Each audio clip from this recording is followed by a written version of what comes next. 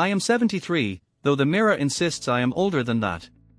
My body moves slowly, each step measured, as if the world itself resists my presence. My house perches on the city's edge, isolated yet stubbornly upright, a relic that refuses to collapse. The roof sags in one corner, paint curls at the edges, and the porch groans with every step, but inside, I have preserved order. Clean floors. Folded blankets. Kettles that whistle without anyone caring. I keep things tidy because it is one of the few realms I still control. My children live in glass towers miles away. They call sporadically, polite and brief, as if checking in on a forgotten employee. My grandchildren treat our visits like obligations, glancing at their phones, nodding at my words, but never truly listening. They laugh at the wrong moments, apologize when convenient, and leave without warmth. I sometimes wonder if I am merely a character in their story, a memory they occasionally dust off to appear considerate. Outside my home, I am invisible. In grocery stores, clerks greet me with blank expressions or not at all. In hospitals, nurses refer to me as the old man, moving me aside, not realizing I hear every whispered insult, every eye roll. He won't understand, a doctor said once, as if the mind itself erases with age. I hear everything. I remember everything. The world thinks age steals strength, clarity, and authority. They are wrong. Most days follow a monotonous routine. Tea grows cold on the counter, blankets carry the scent of dust and memory, and my notebook lies open, waiting for thoughts I rarely have the energy to shape. Television hums silently, the noise feels intrusive. Life has become a series of invisible moments, a constant fading. I exist as a ghost among the living. But something flickers inside me. A spark, barely noticeable at first, grows into a warmth that is both thrilling and dangerous.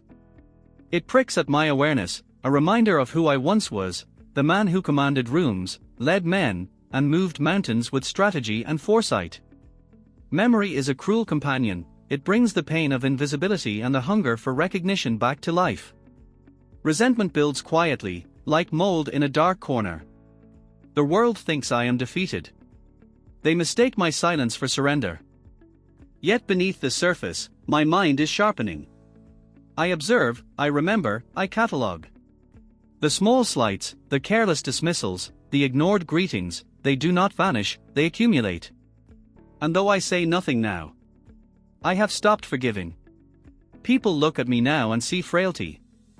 A tired old man, slow, harmless, almost invisible. They have no idea what I once carried, what storms I navigated with nothing but strategy, instinct, and sheer will. Memory is faithful, it preserves everything, even what I sometimes wish it would forget. I close my eyes, and the past is so vivid it stings. I was a man who built empires from nothing. My first company, forged in the chaos of a post-Soviet market, thrived because I refused to fear the unknown. I negotiated deals that could have broken lesser men, walked into boardrooms where power hung heavy like a sword above my head, and walked out unshaken. My hands bore the scars of endless work, my mind the weight of every decision that affected lives far beyond my own. I learned early that leadership was not about barking orders, it was about calculation, timing, and the ability to see what others refused to see. The 1990s were a crucible. Banks collapsed. Partners betrayed. Companies disappeared overnight. Mine should have been gone too, but I held it together. Sleepless nights, endless meetings, loans denied, creditors impatient, every obstacle I faced became a test I never failed. When my children needed education and the banks refused, I went back time and again, unyielding, until someone had to concede. That was my nature, relent nothing. Protect those who depended on me, endure all, and remain unbroken. Family once admired me. My children looked at me with reverence, even fear, the kind that came from knowing I carried the world on my shoulders. My employees trusted me with livelihoods, with futures. I could walk into a room and shift the air, command attention without raising my voice. I was a strategist, a protector, a force. Now the phone lies silent. The world moves on without me. My children, beneficiaries of my sacrifices, treat me like a relic. My contributions are invisible, my guidance obsolete. Respect evaporates as if it never existed. They live lives of comfort, built on my persistence, yet cannot spare a thought for the man who made it possible. They forget. They do not see the foundation upon which they stand. And yet, memory does not forget. I remember every sleepless night, every risk, every betrayal I survived. I remember who I was, and in that remembrance, something grows. Not anger, not exactly. It is sharper, more deliberate, a calculation, a plan, a recognition that time may bend bodies, but the mind, if preserved, remains capable of influencing the world. I am 73. They see only the man I have become. But inside, the man I was, the one who could bend fate, anticipate moves, and orchestrate outcomes, is still alive. And soon, he will remind them. Humiliation rarely arrives like a thunderbolt. No, it seeps in quietly, patiently, like rain soaking into stone. It comes in gestures, in words, in looks that weigh more than any shouted insult. And over time, their weight becomes unbearable. But I have learned patience. I endure. I watch. I remember. My son does not answer my calls. The first time, I think is busy. The third, I feel the sting of neglect. By the fifth, I hear it as intended, dismissal. My grandson laughs when I ask him to help with a digital form. Not cruelly, exactly, but carelessly, as if I am a toy malfunctioning under his touch. His laughter digs into me, a small knife I feel with every heartbeat. I once protected this family, led them, saved them from crises that could have destroyed them. Now, I am a punchline. At the clinic, the doctor waves me off without looking at me. He won't understand, he mutters to the nurse. The words are casual, spoken as if I were furniture in the room. The nurse hurries past, calling for assistance that is unnecessary because I can still manage my own body, thank you. They assume my age is equal to incompetence. It is not. They assume weakness where there is only calculation. Outside, a grocery bag rips. Apples scatter across the sidewalk. I bend slowly, deliberately, picking them up one by one. Passers-by step around me, some snickering, some pretending not to see. The world does not notice the deliberate calm in my movements, the deliberate patience. They think I am broken. I am not. I am observing. Every slight becomes a data point. Names. Dates. Words. Expressions.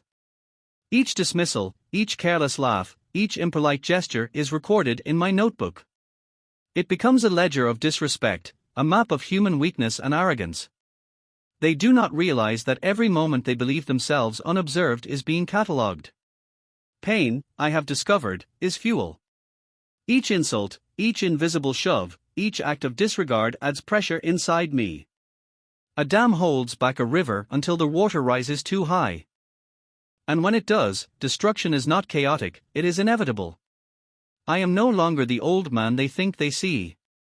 I am a quiet accumulator of truths. The world treats me as irrelevant. But irrelevance is not emptiness. It is preparation. I am not weak. I am not forgotten. I am gathering strength in silence. Every slight, every sneer, every overlooked face, it all counts.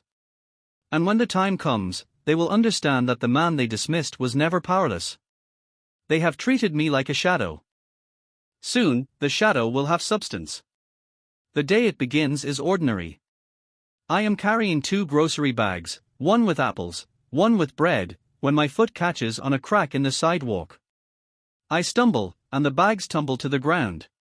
Fruit rolls across the pavement, bread lands in the dirt. I hear laughter behind me. Not cruel, exactly. Careless. Unthinking. Thoughtless. Look at him, a stranger says. The old man can't even walk properly. Old man. That word clicks in my mind like a key turning in a lock. They see only age, only weakness. They do not see what still lives inside. Something shifts. Not anger, not raw fury. Not humiliation. Something colder, quieter, more precise. Something that has been biding its time for decades. I rise slowly, dusting off my coat. I gather the apples and bread. People continue past, oblivious, laughing, talking, living in the comfortable illusion that I am powerless. They have awakened nothing. They have merely stirred a storm hidden beneath calm waters. At home, the quiet is charged. The house feels alive. I open a safe I haven't touched in years. Inside, documents, ledgers, old contracts, photographs, and an old phone, the kind that doesn't leave traces. I see connections I had once made, lives I had saved, favors owed, debts never forgotten. People who thought they had outlived me, forgotten my presence, unaware that my memory is sharper than ever. I pick up my black notebook. The pages are filled with slights and injustices, catalogued with meticulous care. I read names, dates, moments where they dismissed, mocked, or ignored me. It is not a list of revenge, it is a blueprint. Every action I take from now on will be deliberate, calculated, invisible, and unavoidable. I was a strategist once. I commanded companies, negotiated life-altering deals, manipulated outcomes with a subtle hand. I orchestrated chaos when necessary and calmed it when required. And now, decades later, that skill has not eroded. My hands may tremble slightly, but my mind is as sharp as ever. I make my first few moves quietly. A call here, an anonymous email there, an untraceable note to someone who owes a favor. No one knows my hand is moving. No one suspects the quiet old man in the house at the city's edge has become a conductor, invisible yet omnipotent. The world that ignored me will notice. They will feel the consequences of their careless arrogance. But they will never see the hand that guides them. And in the shadows of my own life, the man they thought was powerless smiles quietly. The game has begun. I shed the skin of the man they think I am. The fragile elder. The confused wanderer. The harmless ghost drifting at the edges of their lives. That version of me was their invention, not my truth. Now, in the quiet of my small house, I reclaim the identity I buried under decades of responsibility and restraint. The transformation isn't dramatic. It's surgical, controlled. I return to the habits of a former life, late nights analyzing information, making calls under false names, contacting people who owe me favors from long ago. Power never truly disappears, it only changes shape. Influence buried is influence preserved. My son is the first to feel the shift. He prides himself on his spotless reputation, his perfect, moral record. But perfection cracks with the slightest pressure. One anonymous message, containing documents he hoped were forgotten, reaches the ethics committee of his firm. Not forged, not twisted. Simply revealed. He returns home pale, shaken, his confident stride replaced with stiff hesitation. Within a week, he is quietly removed from his position. Policy violations, they say. In truth, it is the consequence of arrogance. My grandson follows. He flaunts his achievements, posting photos online, bragging about victories he didn't truly earn. But screenshots from his private chats, where he joked about cheating in a major competition, resurface in unexpected places. A concerned, anonymous tip lands in the inbox of the competition board. His contract dissolves overnight. His friends whisper. His reputation fractures. I do nothing violent. I do nothing illegal. I simply reveal the truth they hid behind. Truth is the sharpest blade, clean, undeniable, devastating. Others fall like dominoes. A neighbor who mocked me loses a business deal after an investor receives files about his hidden debts. An old associate who once betrayed me finds his secret offshore account leaked to his wife. A doctor who dismissed me is suddenly under review after complaint records, real ones, ignored for years, are forwarded to the right authorities. I am not seen, but I am felt. Invisible fingers pulling threads others didn't know existed. My house begins to fill with calls, messages, desperate knocks at the door. They want explanations, help, forgiveness. They need the old Tristan, the man who always fixed everything. But I give them the silence they gifted me for years. Every unanswered call is a mirror. Every ignored knock a lesson. Every silence a verdict. They taught me invisibility. I have turned it into a weapon. I move through their lives like wind, unseen, unstoppable. And the world that dismissed me now trembles at the ghost they awakened. The day they come to my house is quiet, almost ceremonial. My children enter first, stiff and uncertain, like visitors in a place they do not belong. My grandchildren linger behind them, hesitant, eyes flicking to mine and away. For the first time in years, they truly look at me, not as a frail old man, not as a relic, not as a joke, but as a presence they cannot ignore. They think I will speak. I will forgive. I will comfort. They expect words, explanations, apologies. They are wrong. I remain silent. My quiet is heavier than anger, more deliberate than a lecture, sharper than any insult. They feel the weight of decades in a gaze. The lessons of time are in my eyes, and for the first time, they understand that respect is not demanded, it is earned, or lost. My son tries, voice trembling, to apologize. My daughter folds her hands nervously, searching for words that have no meaning anymore. My grandchildren force themselves to meet my eyes, and I see comprehension dawning in their faces, how small acts of negligence and arrogance echo through a life, how carelessness toward the old and the silent can return with force. I do not speak. I do not need to. Silence is more eloquent than any speech. The lessons I could give, the truth I could expose, the manipulations I have orchestrated, they are all present in the quiet room, a presence heavier than guilt, heavier than fear. Eventually, they fall silent themselves. The tension becomes unbearable. The room is filled not with anger but with accountability, a recognition they cannot escape. My grandchildren, for the first time, see the man behind the title, the man behind the age, the man who quietly shaped their world long before they were aware. After they leave, I return to my notebook. I flip to the final page, pen in hand. My writing is calm, deliberate, steady. I write. Old age is not the end. It is clarity. And from it, one sees the truth in everyone.